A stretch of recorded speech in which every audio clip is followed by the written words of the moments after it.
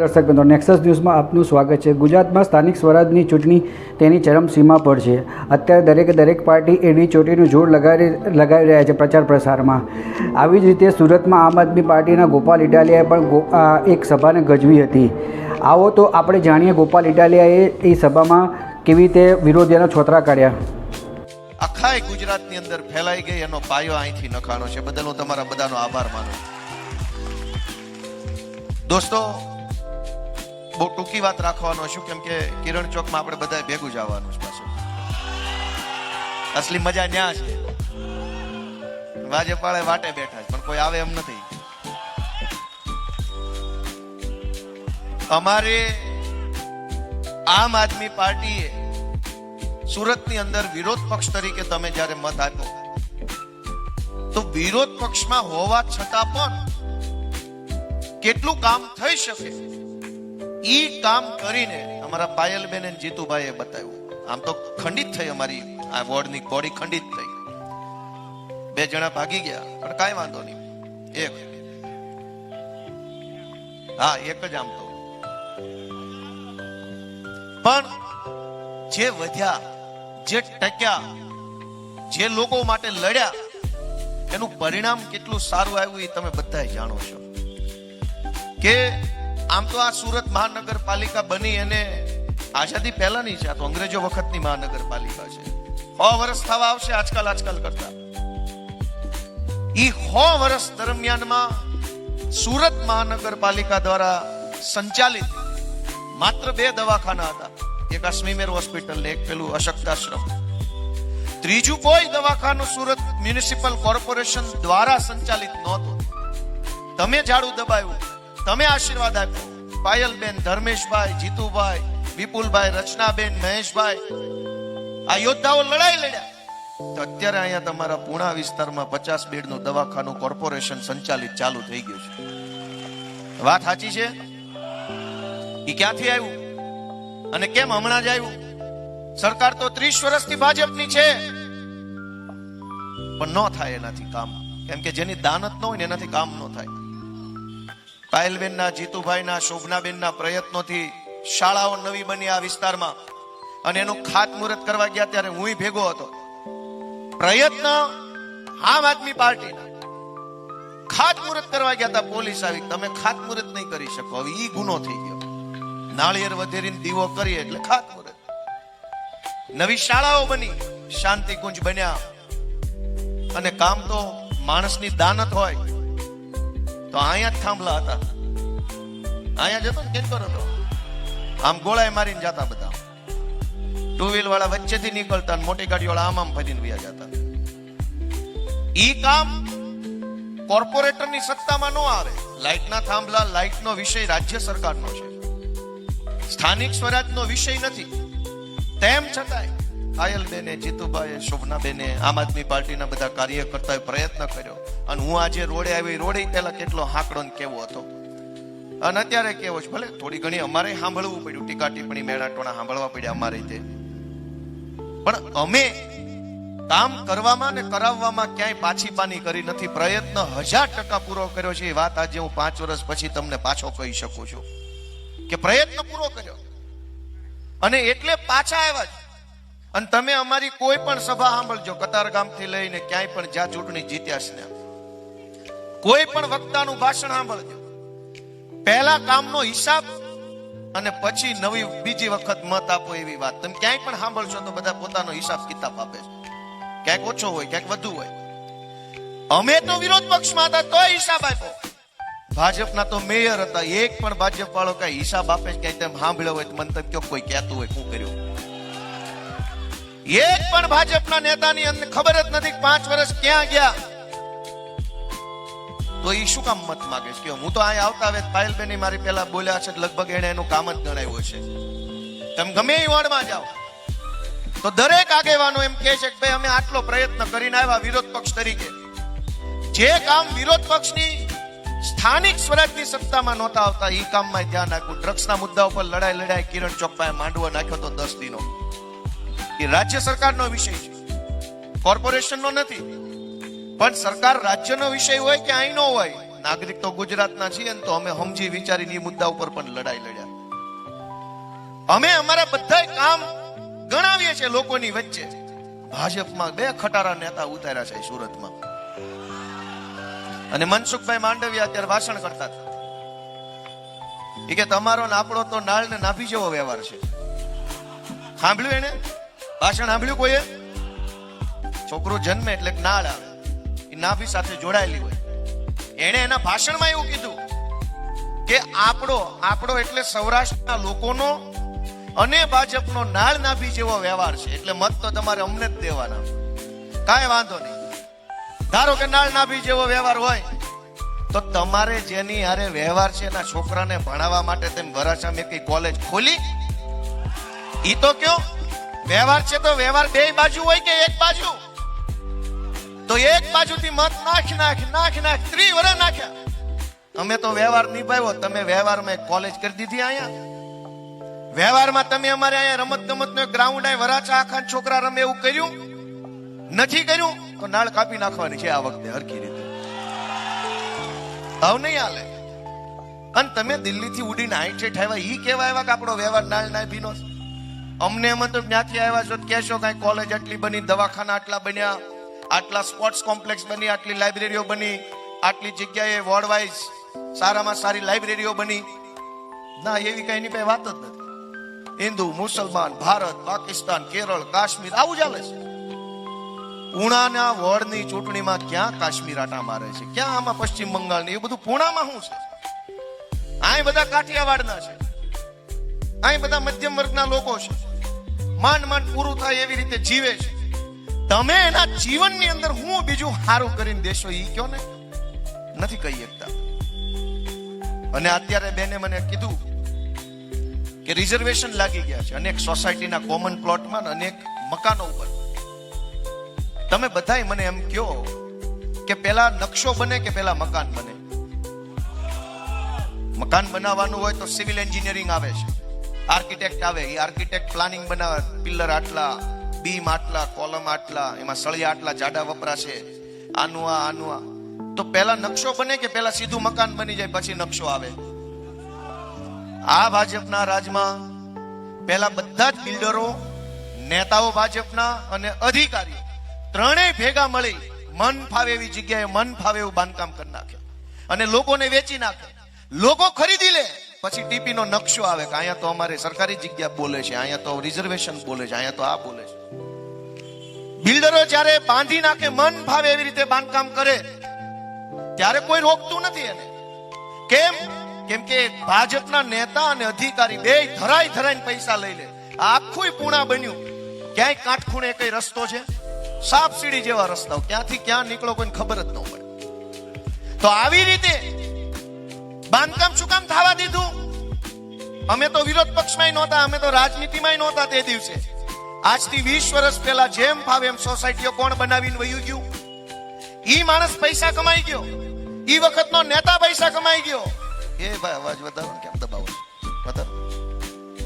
અમારો અવાજ ચારે બાજુ દબાવે છે. ક્યાં બોલવું એ તો નક્કી નથી થતું, અને છેલ્લે માઇક વાળા દબાવશે. તમારે ક્યાં આમ કરો એટલે વધી જાય, આમાં ક્યાં બીજું ઉપાધિ છે? એક તો ચૂંટણી બોલવાનું જાજુ હોય એટલે અવાજ વધુ હોય એમ થાય થોડી તાકાત લગાવે, જાજો અવાજ આવે. 30 વર્ષ દરમિયાન ભાજપના નેતાઓ જેમ ફાવે એમ બિલ્ડિંગો બનાવીને પૈસા કમાઈ ગયા, બિલ્ડરો પૈસા કમાઈ ગયા, અધિકારી પૈસા કમાઈ ગયા. આજ ઈ નેતા, ઈ બિલ્ડર અને ઈ અધિકારી સારા બંગલાઓમાં, સારી સોસાયટીઓમાં, સારા વિસ્તારોમાં રહે છે. અને આપણે અહીંયા પાણી ભરાઈ જાય ચોમાસામાં, ગટરો ઉભરાઈ જાય વારે ઘડીએ, સબસિડી વાળા રસ્તા જે 4 વ્હીલ લેવી હોય તો મૂકવાની માગ ન હોય એવું આવું શહેર બનાવી નાખ્યું. એ બાપ કોનું છે? અને હજુ આ કામરેજ આખા વિસ્તારમાં વેલંજા, કઠોદરા, ઉમરા, પેલી બાજુ ગોઠાણ, એ બધા જ વિસ્તારોમાં મન ફાવે એવું બાંધકામ હાલે છે. કોર્પોરેશનના અને ભાજપના માણસો ધરાઈને રૂપિયા કમાય છે. જે દિવસે તમે મકાન લે એવો વેચ થશે ને તમને એમ થાય કે ના મકાન લેવું, તેથી ન્યાય આવું ચિતરી નાખ્યું છે અને પૈસા કમાઈને ભાગી ગયા છે.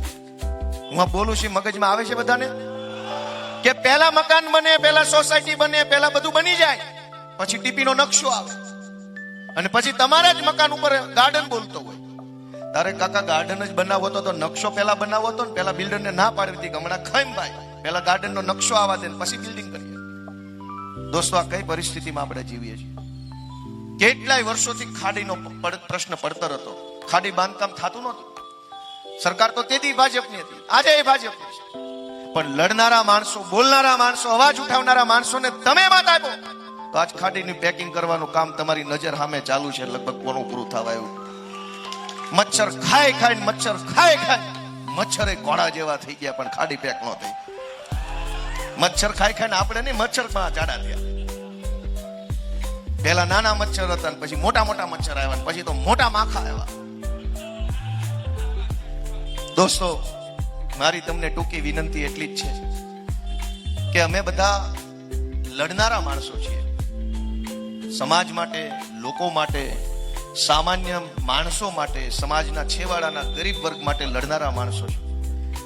કેટલાય સંઘર્ષો આ સુરતમાં અમે કરવા પડ્યા છે.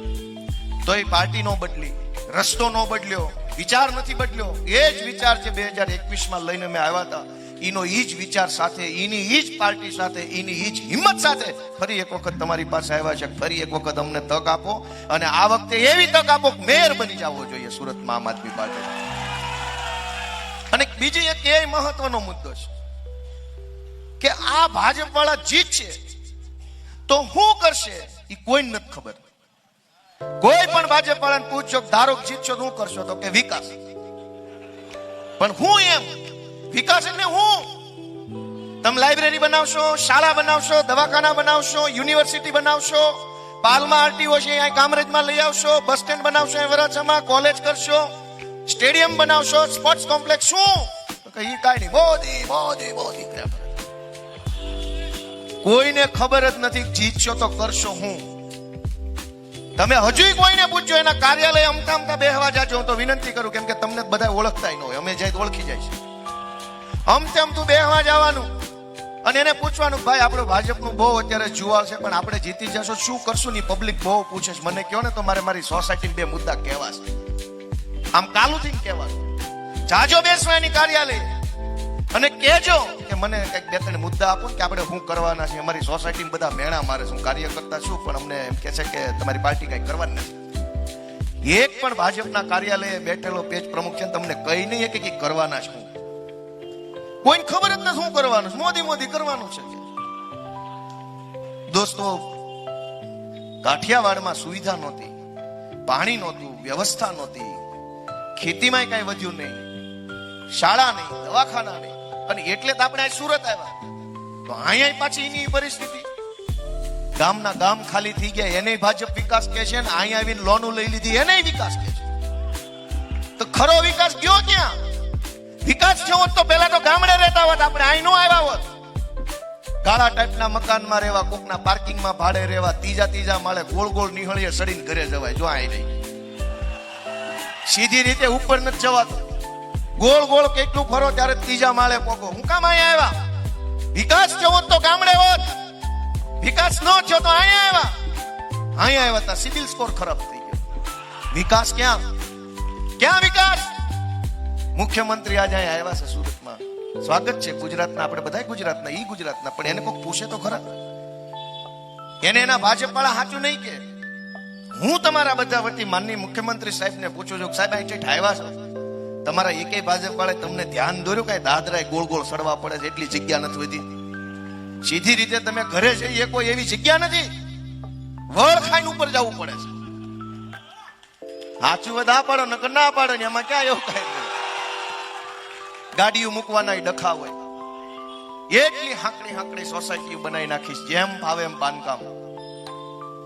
કોણે આ બધું કર્યું? કોક તો મુખ્યમંત્રીને પૂછો ભાઈ તમે પ્રચાર કરવા આવ્યા છો, પણ તમારા માણસો અહીંયા હું ધંધા કર્યા એ તો કોક કે.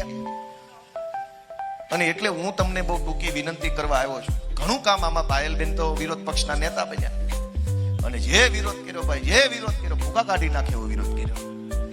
કોઈને ખબર નહોતી કે વિરોધ પક્ષના નેતા કેવા આવે. પાયલબેન નેતા બન્યા, ધર્મેશભાઈ ભંડેરી નેતા બન્યા, પછી પોણા સુરતને ખબર પડી કે વિરોધ પક્ષના નેતા આવા હોય. અમારી પહેલા કોણ વિરોધ પક્ષના નેતા હતા કયો જે કોઈને યાદ હોય તો? કોક ને કદાચ, બાકી કોઈને ન ખબર હોય કોણ હતા. કામ કરે તો લોકોને ખબર રહે કે કંઈક છે. ધારાસભ્ય 3 ખટારા ભરાય એટલા છે, પણ તમે બધા મને એમ કહો કે વિજાપુરના ધારાસભ્ય કોણ છે? કયો છે વિજાપુરના ધારાસભ્ય કોણ છે? દહેગામના ધારાસભ્ય કોણ છે? ગાંધીનગર ઉત્તરના ધારાસભ્ય કોણ છે? કોઈને કઈ ખબર જ નથી, બધું રામ ભરોસે હાલે છે, હાલવા જ. પણ તમને એમ પૂછ્યું ડેડિયાપાડાના કોણ છે? વિસાવદરના કોણ છે? કેમ ભાઈ બધી ખબર છે? હું ધારાસભ્ય છું એટલે તમે મને નથી ઓળખતા. લોકો માટે લડાઈ લડું છું ને એટલે તમને ખબર છે કે વિસાવદરમાં કોણ છે. બાકી ધારાસભ્ય હોય એટલે જ ઓળખતા હોય તો કહી દો ગાંધીનગર દક્ષિણ વિધાનસભાના ધારાસભ્ય કોણ છે? સાબરમતી વિધાનસભાના ધારાસભ્ય કોણ છે? અમરાઈવાડીના ધારાસભ્ય કોણ છે? કોઈને કઈ ખબર જ નથી, બધું રામ. અને આપણને ખબર નથી એમ નહીં, ભાજપમાં કોઈને કઈ ખબર નહીં કોણ છે. એમાં એટલો બધો વધારો આવ્યો છે. અંદર અંદર નથી ઓળખતા. મેં વિધાનસભામાં જોયું, હામાં મળે તમે કે હું આઈનો, તમે હું આઈનો. લે બોલો, અંદર અંદર નથી ઓળખતા. એટલે ઘણી વાત કેવી છે, પણ હવે તમારે સાંભળવી હોય ત્યાં આવવું પડશે. એ તમે 7-8 જણા ક્યારના રાડ્યું પાડો છો, બધા આવવાના છો? હાલો કિરણ જો કરો ચડાય. વીર તુમ બઢે ચલો, ધીર તુમ બઢે ચલો, બઢે ચલો, બઢે ચલો. ભારત માતા કી, ભારત માતા કી જય જવાન. ખૂબ ખૂબ બધાનો આભાર. આ હતા આમ આદમી પાર્ટીના બેબાક અને બોલકા નેતા ગોપાલ ઇટાલિયા. તેમણે ભારતીય જનતા પાર્ટીના વિરોધીઓના એકદમ બેબાક રીતે છોતરા કાઢ્યા હતા. એમને ભારતીય જનતા પાર્ટીના આડે હાથે લીધી હતી. તેમણે જણાવ્યું હતું કે 30 વર્ષમાં ભારતીય જનતા પાર્ટીના શાસને અહીંયા સુરતમાં કોઈ પણ જાતનો વિકાસ નથી કર્યો. એટલે આ વખતે પરિવર્તન ખૂબ જ જરૂરી છે. દર્શક મિત્રો, આવા જ વિડીયો જોવા માટે અમારી ચેનલને લાઇક કરો, શેર કરો, સબસ્ક્રાઈબ કરો. અને જો દર્શક મિત્રો તમે અમારા આ અહેવાલને ફેસબુક પેજ પર જોઈ રહ્યા છો તો તમે અમારા ફેસબુક પેજને ફોલો કરો. ઇન્સ્ટાગ્રામ પર જોઈ રહ્યા છો તો તમે અમારા ઇન્સ્ટાગ્રામ પેજને ફોલો કરો.